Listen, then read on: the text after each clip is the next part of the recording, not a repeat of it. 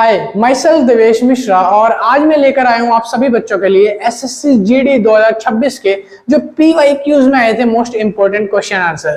तो चलिए देखते हैं, एक एक क्वेश्चन लगाते हैं और आपके आगे सॉल्व करते हैं। और इस चैनल पर आपको SSC GD RRB group D की जितनी भी प्रिपरेशन है कॉम्पिटिटिव एग्जाम की वो सभी कराई जाती है। पहली बार आए हो तो सब्सक्राइब कर बेल नोटिफिकेशन ऑन कर लेना। चलिए क्वेश्चन नंबर 1 की तरफ आते हैं। क्वेश्चन नंबर 1 में क्या कहता है? क्वेश्चन नंबर 1, हिंदी वाले जो बच्चे हैं वो जितने भी मैं हिंदी में वैल्यूज लिखूंगा तो वहां पे स्क्रीनशॉट लगा दूंगा ताकि हर एक क्वेश्चन को आप हिंदी मीडियम वाले बच्चे देख सकते हैं। ठीक है।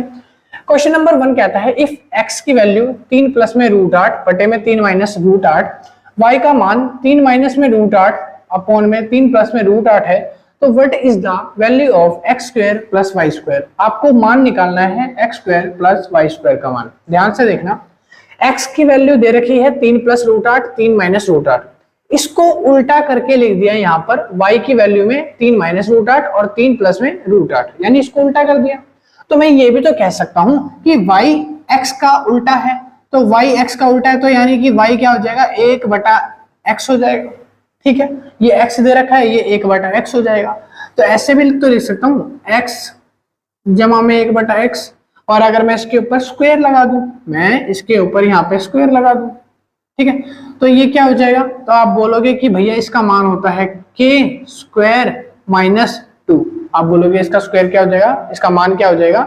k स्क्वायर माइनस 2 हो गया।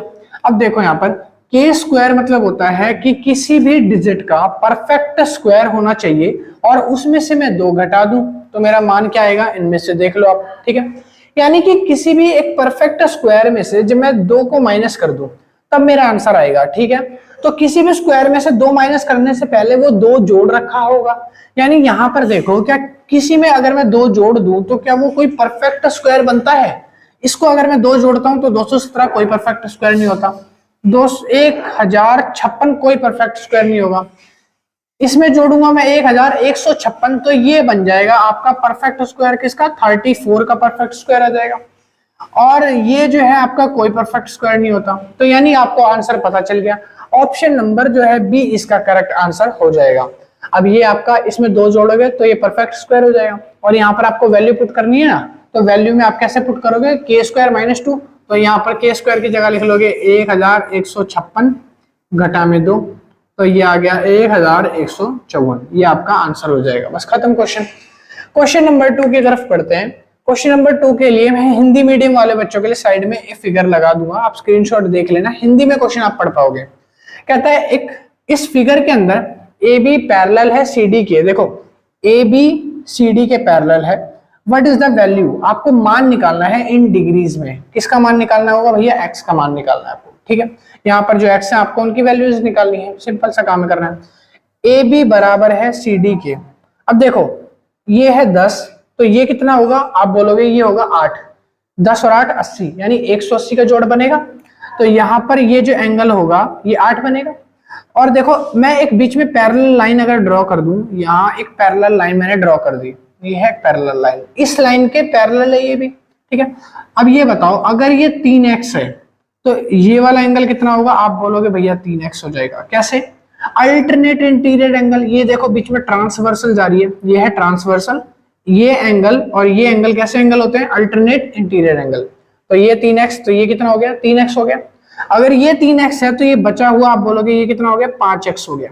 ठीक है, अब इन दोनों एंगल्स को जोड़ूंगा तो क्या हो रहा है, देखो 10x और ये 5x। अब आप बोलो कितना होगा, देखो 10 और 5x कितना हो गया, 15x बराबर में इन दोनों का जो सम है वो कितना आएगा, 180 आएगा। यहाँ लिख लो 180। x का मान कितना आ जाएगा, 180 में से 15 को अगर मैं भाग दे दूं तो 15 1 जा 15, 12 आ जाएगा। x का मान कितना आ गया, 12, यानी कि मेरा जो आंसर है वो कितना हो जाएगा, D option is the correct answer, 12 आपका आंसर हो गया। समझ में आया?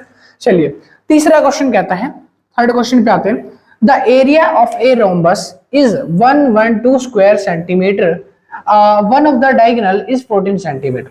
कह रहा है एक रोम्बस का एरिया, क्षेत्रफल दे रखा है आपको इतना स्क्वायर मीटर, और उसके जो डायगोनल है यानी उसके जो विकर्ण है उसमें से एक डायगोनल 14 सेंटीमीटर है। तो आपको बताना है कि लेंथ ऑफ सेकंड या अदर डायगोनल, आपको दूसरे विकर्ण की लेंथ बतानी है। इसका एक छोटा सा फॉर्मूला होता है, डायगोनल वाले का 1/2 मल्टीप्लाई में डायगोनल 1 मल्टीप्लाई में डायगोनल 2, ये फॉर्मूला लगा लो।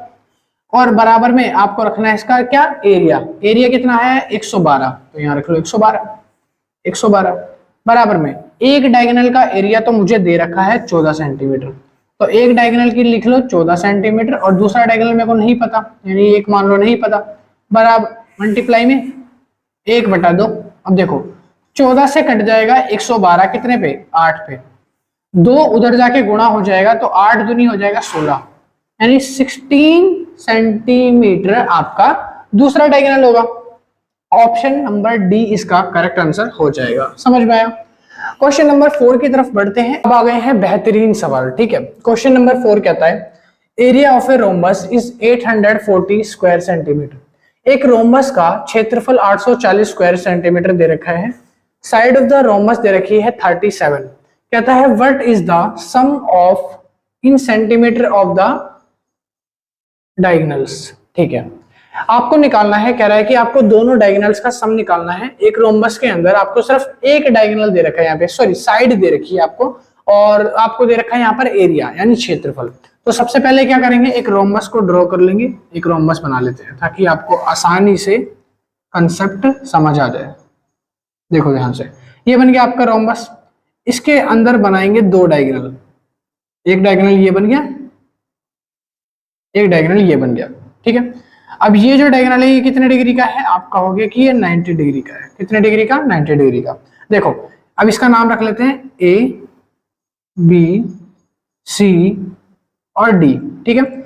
हमें क्या दे रखी है, रोम्बस की साइड दे रखी है 37, यानी कि साइड क्या होती है ये, तो ये साइड है हमारी, इसको ए मान लो, इसको ए मान लो, इसको ए मान लो, और ये भी हमारी ए है। ए कितनी है 37, ठीक है।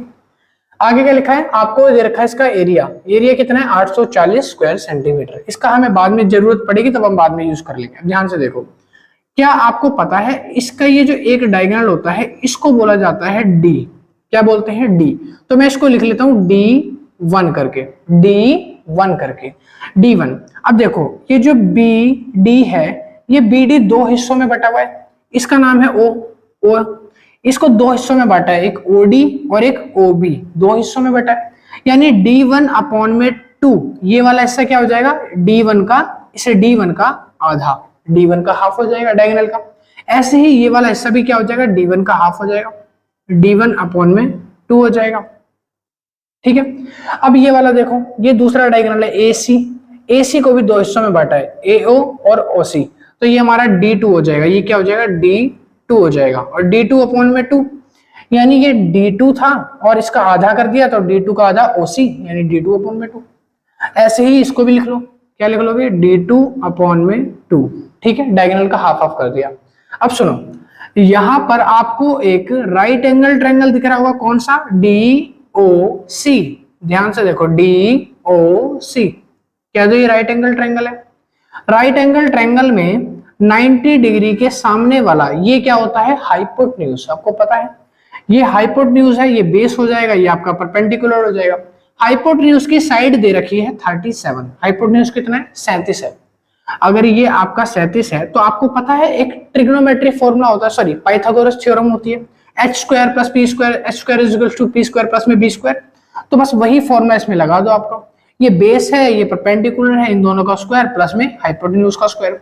तो फॉर्मूला क्या हो जाएगा, आप लिखोगे इसका बेस स्क्वायर यानी D2², D2/2 का स्क्वायर, प्लस में परपेंडिकुलर का स्क्वायर यानी D1/2 और इसका स्क्वायर अब इज इक्वल्स टू A। ये हो जाएगा आपका फॉर्मूला। और ये जो पाइथागोरस थ्योरम लगती है, इस फॉर्मूले में आपको पता है ये एक ट्रिपलेट बनता है। अगर आपको ट्रिपलेट नहीं पता तो आपको पता होना चाहिए कि इसका ट्रिपलेट क्या होता है। अगर आपका पाइथागोरस थ्योरम के अंदर हाइपोटेन्यूज 37 आता है तो इसका ट्रिपलेट में इसकी वैल्यू आती है 35 और इसकी वैल्यू आती है 12, ठीक है। ये हो जाएगा आपका 35 और ये हो जाएगा आपका 12। अब सुनो, ये हाफ है 35 क्या है, आधा, तो ये आधा 35 और आधा 35, तो ये टोटल मिला के BD कितना हो गया, BD जो आपका डायगोनल है कितना हो जाएगा 35 और 35 70, ठीक है। अब देखो ये 12 है, OC 12 है, और OA ये भी 12 होगा क्योंकि ये एक ही डायगोनल है। तो 12 और 12 कितना हो जाएगा 24, यानी AC कितना हो गया आपका, दूसरा डायगोनल कितना हो गया, ये आपका 24 हो गया। ये था आपका डायगोनल नंबर 1 और ये था आपका डायगोनल नंबर 2। ठीक है, इतना समझ आ रहा है। अब डायगोनल 1 आपका 70 है, डायगोनल 2 आपका 24 है। आपको पूछा गया था व्हाट इज द सम, आपको सम निकालना है किसका, डायगोनल्स का। तो डायगोनल्स का सम निकाल दो, इन दोनों डायगोनल्स को जोड़ दो, 70 और 24 जोड़ दो यहाँ पे, ये हो जाएगा 94। ऑप्शन नंबर आपका सी जो है करेक्ट आंसर हो जाएगा। ऑप्शन नंबर सी आपका 94 इज द करेक्ट आंसर। समझ में आया, और 94 आपका जो है आंसर आ चुका है। अब चलते हैं अगले क्वेश्चन पे, यानी कि नेक्स्ट पार्ट पे। अगले क्वेश्चन में कहता है the area of a rhombus is 384। जो एरिया ऑफ रोम्बस कितना है 384 आ रहा है स्क्वायर सेंटीमीटर। कह रहा है कि one of the diagonal is 24 centimetre. इसको आपको बिना फिगर बनाए दिमाग में सॉल्व करना है, आसान क्वेश्चन है, बताऊंगा। कहता है कि area of rhombus 384 square centimetre है, एक डायगोनल आपका 24 है, और आपको निकालना है what is the parameter of a rhombus. Rhombus का क्या निकालना है, पैरामीटर। ठीक है, सुनो, एक डायगोनल आपका 24 है, एक डायगोनल 24 है, यानी मान लो ये वाला डायगोनल 24 है, तो अगर इसको 24 मान लेता हूं तो मेरे को ये वाला डायगोनल निकालना है। ठीक है, एक बात बताओ, जब ये पूरा डायगोनल 24 है तो आधा कितना होगा, आधा आप कहोगे 24 का भैया 12 हो जाएगा, यानी कि मेरा जो D1 है वो कितना हो जाएगा 12 हो जाएगा। ठीक है, और मेरे को यहाँ पर क्या दे रखा है, एरिया दे रखा है। तो यहां से एरिया और डायगोनल मिल रखा है, तो एरिया का फॉर्मूला लगा के हम D2 को निकाल सकते हैं। कैसे निकालेंगे, आप बोलोगे फॉर्मूला लगा दो 1/2 D1 मल्टीप्लाई में D2 बराबर में 384। बस यही लगा दो 1/2 D1 की जगह आप लिख लो 12। ठीक है, D2 हमको निकालना है 384।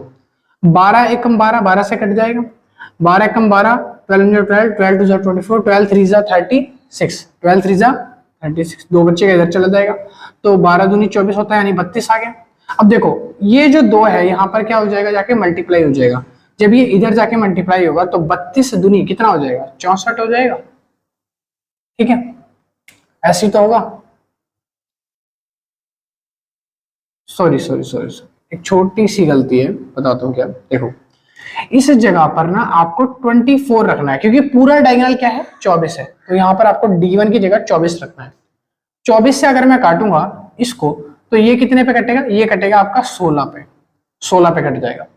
जब ये 16 पे कटेगा, अब यहाँ पर ये जो 2 है इसको जाके गुणा कर देगा, तो ये कितना हो जाएगा 32 हो जाएगा। आपका 32 क्या है D2 आ गया, 32 क्या आ गया D2 आ गया, यानी डायगोनल 2 आपका 32 आ जाएगा। देखो डायगोनल 1 आपका 24 है और डायगोनल 2 हमने निकाल लिया, ये आ गया आपका 32। अब आपको क्या निकालने को कहा है, parameter of a rhombus. Rhombus का पैरामीटर क्या होता है, रोम्बस का पैरामीटर होता है 4 साइड, 1 2 3 4, ये 4 साइड निकालनी है आपको। ये जो डायगोनल है इसके अंदर हम यहाँ पे ट्रिपलेट का फॉर्मूला लगा के हम अपनी रोम्बस की साइड को पता कर सकते हैं कि रोम्बस की साइड कितनी आएगी। देखो अगर मैं ये निकालना चाहता हूँ, ये इस डायगोनल का हाफ, तो D1 का हाफ यानी 24 का आधा, ये कितना हो जाएगा 12, तो आप लिखो 12 जमा में। ठीक है, अब देखो ये है 32 क्या है, ये पूरा, इसका आधा कर दो तो ये कितना हो जाएगा 16, तो आप कहोगे 16। ठीक है, अब मेरे को क्या निकालना है, ये वाली साइड निकालनी है, तो ये मेरे को नहीं पता, उसको बोल देते ए। इसको सॉल्व कर दो, 12 16, अब यहाँ पे बताओ ए क्या आएगा, 12 16 ए क्या आएगा। अब आपको पता होना चाहिए कि इसको ना ट्रिपलेट बोलते हैं। 12 16 का स्क्वायर बना के ट्रिपलेट जो आएगा वो आता है 20 का स्क्वायर, यानी 20 आता है, कितना आएगा 20 आ जाएगा। तो ये जो साइड है मेरी, जब पाइथागोरस थ्योरम लगाओगे तो ये 20 आ जाएगी, और जब ये 20 आ जाएगी एक साइड, तो मेरे को कितनी साइड निकालनी है, 1 2 3 4 निकालनी है। तो आपका फॉर्मूला बन जाएगा पेरीमीटर का फॉर्मूला क्या हो जाएगा 4a। तो ये 20 है, इसको 4 से गुणा कर दो तो क्या हो जाएगा 20 गुणा में 4 80 आ गया आपका आंसर। ये लो आपका ऑप्शन नंबर ए जो है वो करेक्ट ऑप्शन हो जाएगा, यानी आपका आंसर कितना आ जाएगा 80 आ जाएगा। आपका 5th क्वेश्चन सॉल्व हो गया। अब आते हैं क्वेश्चन नंबर 6 की तरफ। क्वेश्चन नंबर 6 में क्या लिखा है, the perimeter of a rhombus 100। आपको रोम्बस का पेरीमीटर दे रखा है। अब एक बात बताओ, ये रोम्बस है, इसका पैरामीटर निकालना है। 4 साइड होती है रोम्बस में, कितनी साइड होती है 4 साइड, तो 4 साइड का चार साइड का मुझे पैरामीटर 100 दे रखा है, तो 100 को अगर मैं 4 से डिवाइड करूंगा तो एक साइड का निकल कर आ जाएगा कितना 25, यानी एक साइड का कितना निकल के आ गया 25 का हो गया। ठीक है, one of the diagonal is 40, आपको एक डायगोनल दे रखा है 40, एक डायगोनल कितना दे रखा है 40। मान लो आपको ये डायगोनल दे रखा है BD, ये 40 है, तो हाफ कितना हो जाएगा 20 हो जाएगा। अब देखो हाफ कितना हो जाएगा 20 हो जाएगा, और मेरे को एक साइड भी दे रखी है ये वाली 25, तो देखो एक तो दे दिया डायगोनल, हाफ 20 है, ये हाफ है, पूरा कितना है 40, हाफ कितना हो जाएगा 20, तो मैंने 20 लिख लिया। ये साइड मेरे को दे रखी है, अभी मैंने निकाली है, साइड कितनी है 25 है, 25 साइड कितनी है मेरी 25 है। और आपको पता है कि 20 25 का ट्रिपलेट क्या होता है, पाइथागोरस थ्योरम। देखो ये perpendicular base height, perpendicular base और हाइपोटेन्यूज। अब परपेंडिकुलर दे दिया है, हाइपोटेन्यूज दे दिया है, तो बेस कितना आएगा आपको ट्रिपलेट पता होना चाहिए। 20 25 और इसका ट्रिपलेट होता है 15, इसका ट्रिपलेट क्या होगा 20 25 का 15 हो जाएगा।